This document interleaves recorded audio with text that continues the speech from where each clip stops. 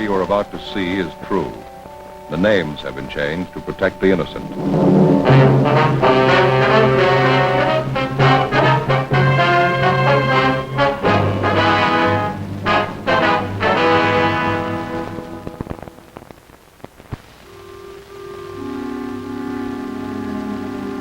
This is the city. Everybody starts out with the same chances. They grow up with the chance to play. The city provides playgrounds.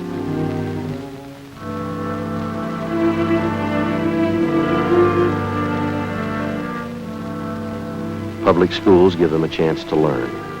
High schools, colleges.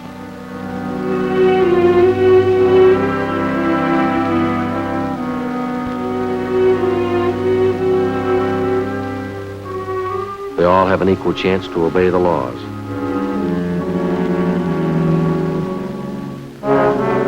Some of them don't take it.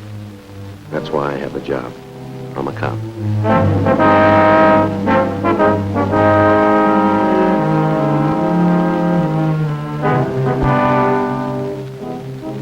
It was Wednesday, January 14th. It was cold in Los Angeles. We were working the day watch out of Homicide Division. My partner's Frank Smith. The boss is Captain Warman. My name's Friday. The teletype from the doctor at the police academy had been posted. My name was on the list. 8:30 a.m. I reported for my annual physical.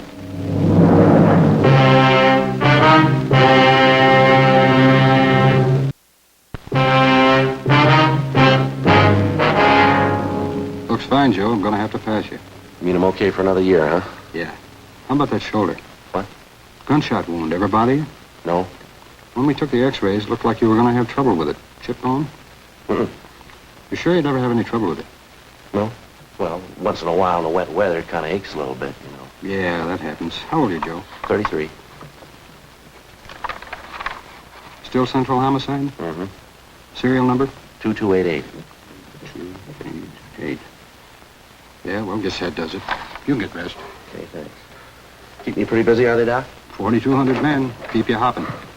Hi, Doc. Sorry to bother you. You through, Joe? Yeah, anything doing? Dead body call out near Westlake Park. We got it? Yeah, better get there. 9320 Laurel Lane. What's the story? Old man found dead in his living room, bullet hole in his chest. Yeah? Boys in the radio car that answered the call thought the old man killed himself. They're not so sure now. What do you mean? I think somebody helped him.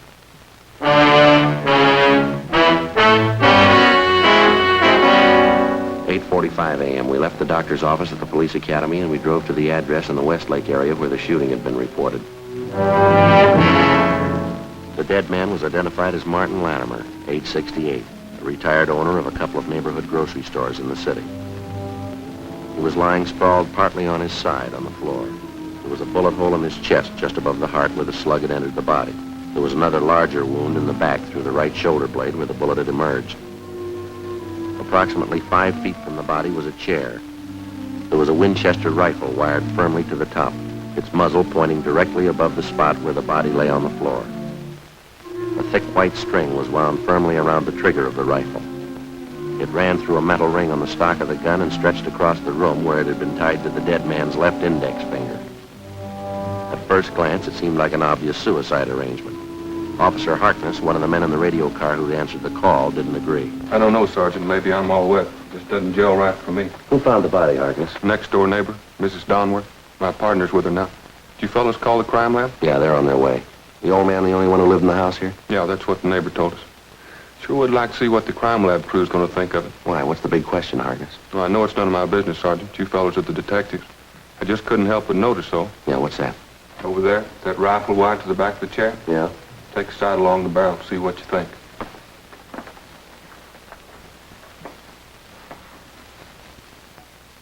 Yeah, pointed right in a straight line with the body. Well, that much fits. The old man pulled the string tied to his index finger. That set off the trigger and took the slug right through the chest. That's what I figured. Take a look at the wall directly behind the old man. The slug went clean through the body, we know that. Through the chest, above the heart, and then out through the shoulder blade. Yeah, I see what you mean. Take a look at that wall there. Not a mark on it. Well, one thing, Sheriff, the old man was shot in that position. The slug had to come this way. Went through his body at just about this height. We ought to find the bullet hole in this wall right along here. Yeah, there's not a trace of a slug anyplace. No. Not much chance it could have been deflected either, is there? That's what I thought at first, too, Sergeant. Yeah. Down by your right knee, on the wall. Take a look. Yeah, that looks like it. Well, there's something wrong here, Joe. That rifle never could have thrown a slug that far down on the wall. Wired to the chair the way it is. And besides, it's way out of line, almost 4 feet here. I know it's none of my business, Sergeant. Couldn't help but notice it, though. You want me to stand by outside? Yeah, okay. And would you mind checking with the neighbor lady? What's her name? Mrs. Donworth. Yeah, you said she lives right next door? Yeah, on this side. Would you mind telling her we'll be over see her in a few minutes and ask her to wait? Right, we'll check with you before we leave. Thanks, Sergeant. Oh, look at that gun again. It's a 30-30, isn't it? Yeah, that's right.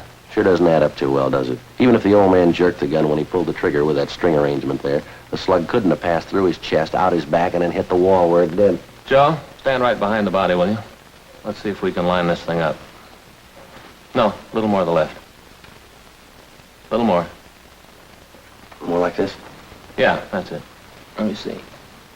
No, not a chance, Joe. It's way out of line. If this is the gun that killed the old man, he didn't pull the trigger. Not from there, anyway. Well, there's one other chance, isn't there? Yeah? Somebody pulled it for him.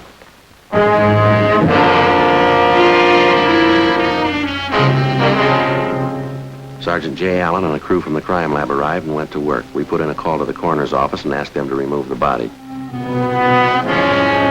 9:15 a.m. We went next door to talk to the neighbor who'd found the body, Mrs. Elsie Donworth. I went over to pick up his laundry, officer. I do laundry for half a dozen people here in the neighborhood. I don't charge any more than the regular laundries do. A lot more particular with shirts and things. I see, Miss Donworth. Would you go on, please? I went over about 8 o'clock this morning. I walked in and called out, but he didn't answer. Then I went into the parlor, and there he was. Poor old man looked so sad lying there, all alone, that big gun strapped to the chair. It gave me the coldest feeling. It was the same way when Claude died. Claude was my husband. I understand. Only Claude didn't shoot himself. Uh-huh. I take it you knew Mr. Latimer pretty well, ma'am? Oh, I suppose. He didn't have any relatives, poor man, all alone. He was in the grocery business for years. Made some nice money, I guess. He retired about 8 years ago, sold both his stores. He had an income from a mortgage on one of them, $150 a month. Oh, yes, he was very comfortable. Uh-huh. He wasn't a penny pincher at all, but he was thrifty. It was the same way with my husband, Claude. He used to say, take care of the dimes, the dollars will take care of themselves. Miss Donworth, can you think of any reason why Latimer'd want to take his own life? Oh, I suppose poor old man was getting along in years. He used to complain all the time about his health. For a long time there, he was afraid he was going to die with cancer. Is that so? Did Mr. Latimer have cancer, do you know? Oh, no, but he kept thinking he was going to die with it. Mr. Latimer was always talking about it. I'm going to check with Jay next door and see how they're making out. Tell them where we are. Right. I'll be right back. Right. Mr. Latimer was so upset about it, he finally went to see a doctor. He came back and told me the doctor said for him not to be so silly about it. He was a well man and good health. That was last week only. When was the last time you saw Latimer, ma'am? Day before yesterday. Oh, we laughed and joked over the back fence. Poor old man had such a nice smile. Reminded me a good deal of my husband, Claude. I'd like to have your honest opinion here, Miss Donworth.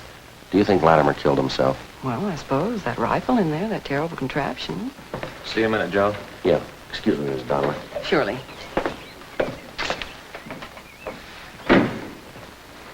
Anything? The crime lab's having a field day, Joe. They say it'd be absolutely impossible for the old man to kill himself with that rig. They find anything definite? Dusted the rifle for fingerprints, didn't find a one. Makes less sense than that slug buried in the corner of the wall. Another thing, they checked the desk in the living room. Found some correspondence the Latimer had with the Lonely Hearts Club. Judging from the letter, seems Latimer was getting set to marry the girl. Big picture of her attached to the letter. Yeah, did you find out why he'd want to die? Pretty good reason why he'd want to live. Yeah. Beautiful girl, looks to be about 24, 25. Yeah. She was going to marry him. The crime lab crew went on with their routine investigation of the Martin Latimer house while Frank and I continued to talk to the neighbor, Mrs. Donworth. There didn't seem to be any common ground at all between the evidence in the house and the information she had to offer. As we continued questioning her, Mrs. Donworth remembered that a month before, Latimer had told her that something might happen to him and that he wanted to make out a will. He asked her to witness the will. A few days later, Latimer's lawyer came to the house and Mrs. Donworth read it and witnessed the signing. At that time, she said Latimer made the remark, "I don't feel like going on much longer anyway. If death means arrest, I think I deserve one." Ma'am, did you hear anything out of the ordinary going on next door this morning or last night?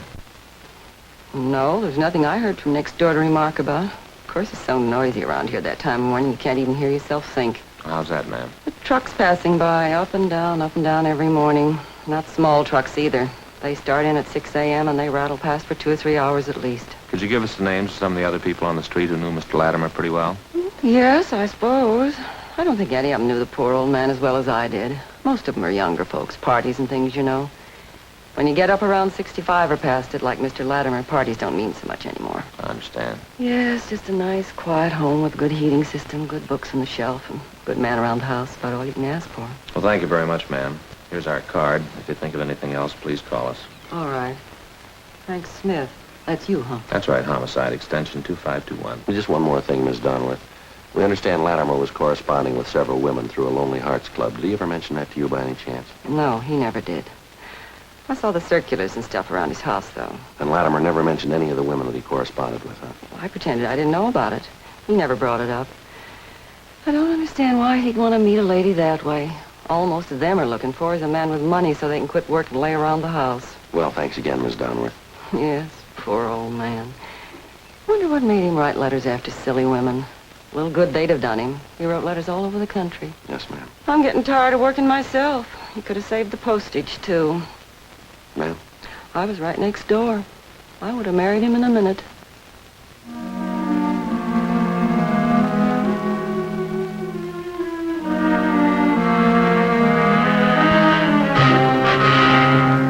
We left Mrs. Donworth's house and we went back next door to Latimer's house. The crime lab crew had finished their investigation and the coroner's deputies had arrived.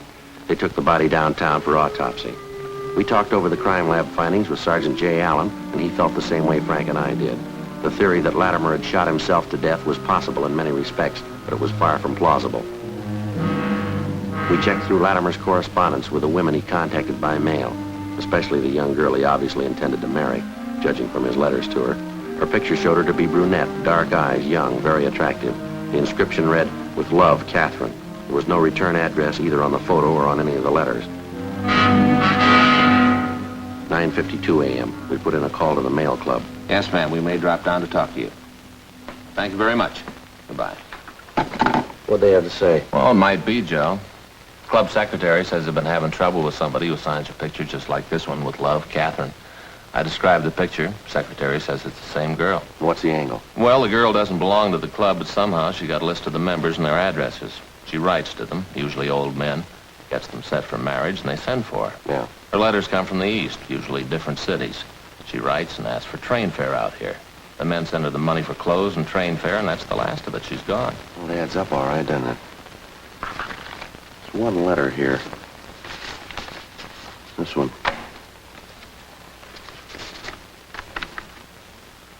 I hate to ask you, dear, but if you could send me the traveling money and just a little extra for some clothes, I will take the first train and be with you in a week to become your wife, awaiting that precious moment with love.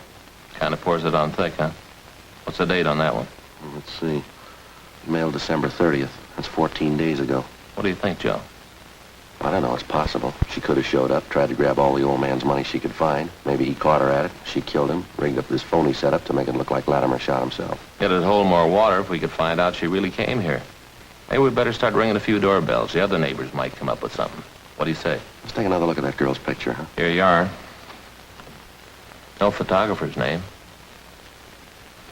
Underneath here, down the corner of the mounting, see? XXX6Y3. Must be some kind of manufacturer's mark. Photographic supply, huh? Mm-hmm. Guess it stands for the type of mounting, huh? You know anything about the photo business? No? I don't either.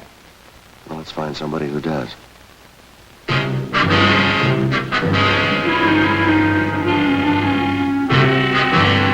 Before we drove back to the office, Frank and I covered the rest of the neighborhood and talked to everybody who knew the dead man, Martin Latimer, even remotely. They told us nothing we didn't already know. There'd been no stranger seen visiting the old man. No one had noticed anything out of the ordinary in Latimer's daily routine.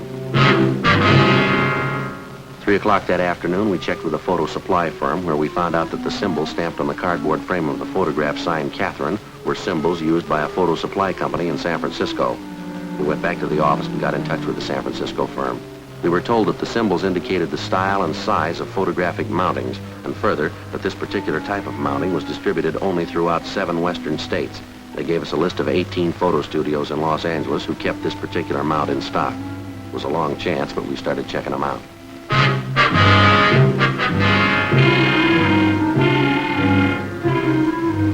meantime, we'd run the girl through R&I and gotten out an APB seeking information on her. Monday, January 19th, I checked into the office. Homicide, Friday. Oh, hi, Fay. No, he's not right now. I expect him in almost any minute. Yeah, Sure, yeah. Wait till I get a pencil. Okay. 3 pounds of ground round. Yeah. Lean, yeah. No, I'll tell him. Oh, loaf of rye bread? With what? Oh, seeds. With seeds, yeah. Okay. And a quart of cream. Oh, ice cream. Yeah. No, I don't know what anybody want with a quart of cream either. Yeah. What kind? Chocolate? Okay. That's it, huh? Right. Sure, I'll be happy to. Oh, pretty good, Fay. And the kids? Fine. Well, we've been pretty busy lately, you know. Sure, I'll try to make it next week. Right. Bye. Oh, Fay. She hung up. Oh. Your wife. Oh, what you want? Some stuff she wants you to bring home tonight. Yeah? Seeds? Yeah, for rye bread, you know. Well, why didn't you write it down, Joe? RB Seeds doesn't mean anything. How'd you do it? Well, I covered 7 photographic studios. On the 8th, I got lucky. Yeah. Doris Chambers, age 22.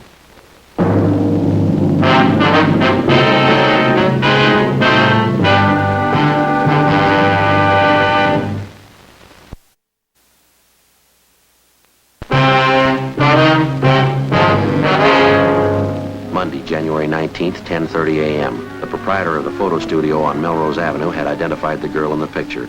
He told us she was Doris Chambers, age 22. She came from a fairly well-to-do family, and her father was manager of a local neighborhood bank. We drove over to talk to her. She couldn't recognize the handwriting on the photo, nor did she understand the inscription with Love, Catherine. After questioning her, it became apparent she knew nothing at all about 68-year-old Martin Latimer. I wonder if you'd mind taking another look at the handwriting on that picture, miss. Take a close look. Is it familiar at all to you? No. No, I couldn't be sure either way. Seems like I've seen it, though. When did you say you had that picture made? About a year ago at graduation. My mother had extra copies made up. She liked it. I didn't care for it much. Could you tell us how many people have prints of this picture? Mama had about 24 copies made up. She took 12 and I took 12. She sent them to relatives and friends of ours. She kept a few. What'd you do with yours? Sent them to friends, girls at school, a few of my boyfriends. And can you remember if you autographed any of them? Yes, some of them. The one for my girlfriends. The others I gave out plain. Can you try and think who you gave those to, miss? The unsigned pictures? One went to Carl. I know that. And then Fred and Don and Ray and Warren. Yeah, I think that's it. I wonder if we could have their full names and addresses, please. Yes. All right. I'm pretty sure I've got them in here someplace. I don't know what I'm saving all this junk for. Old letters and... Just a minute. That's funny. It's the same handwriting, isn't it? I thought I'd seen it before. Ma'am? This old letter from Warren.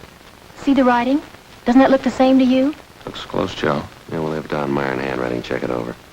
Who is this Warren, Miss Chambers? Warren White. Here's his address right here. I got it, Joe. Warren and I went to college together. We were engaged to be married for a while. Then I broke it off. I see. Warren's a serious boy. He's very thorough. A perfectionist, you know, Sergeant. Never does things halfway. Is that so? I've never known Warren to do anything in his life halfway. Not once. Well, he's going to have a perfect record if that handwriting matches, isn't he? What can they do to him? I don't know, but they won't do it halfway.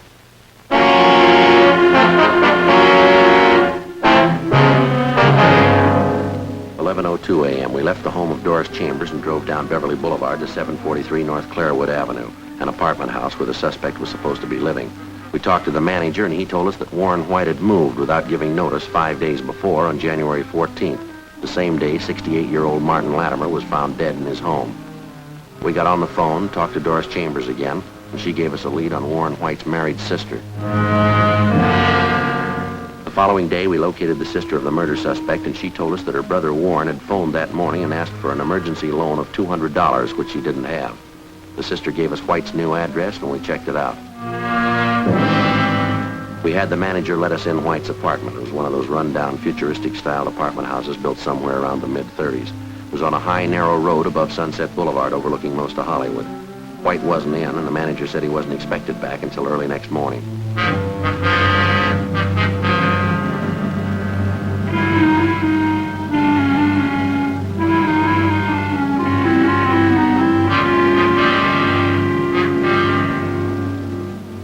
We waited. Midnight, 1 a.m. No sign of the suspect. You know, Joe, you can't beat it.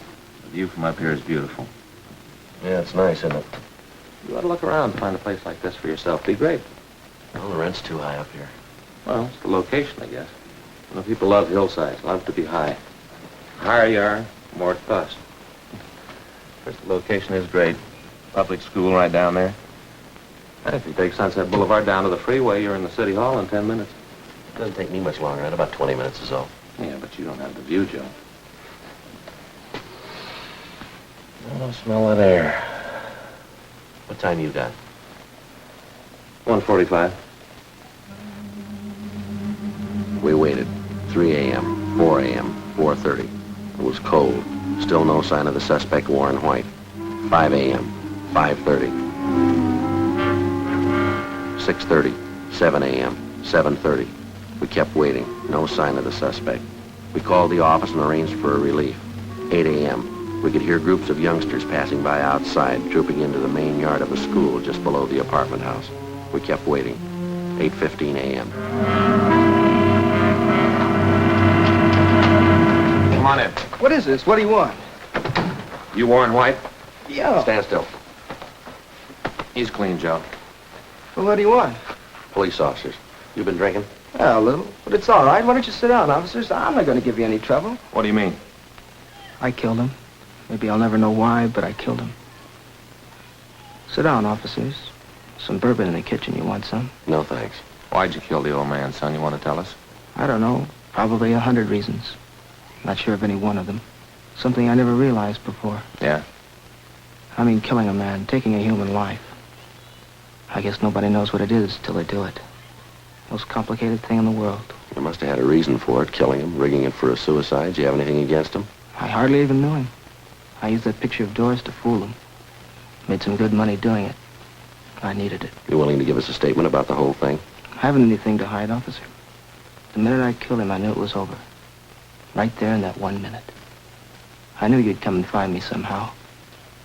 I didn't know when, but I knew you'd come and find me. All right. We better head downtown. Yeah. That's a great sound, isn't it? What's that? Schoolyard, the kids. Got a great sound to it. A good one. Yeah. Could I please go over there for a minute? All right.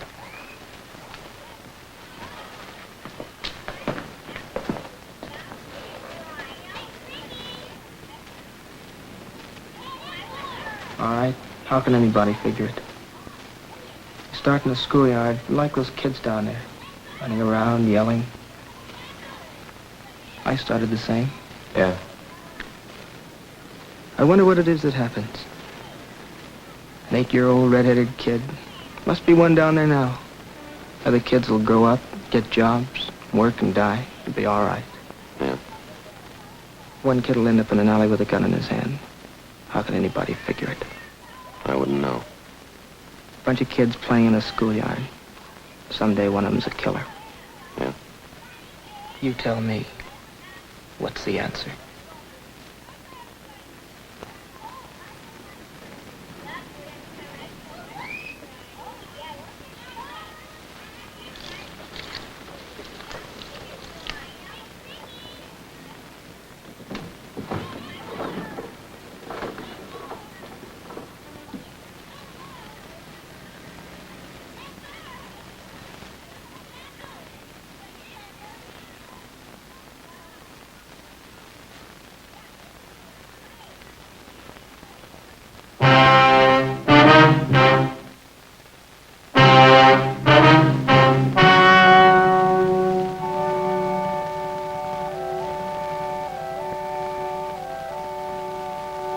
On April 8th, trial was held in Department 88, Superior Court of the State of California, in and for the County of Los Angeles. In a moment, the results of that trial.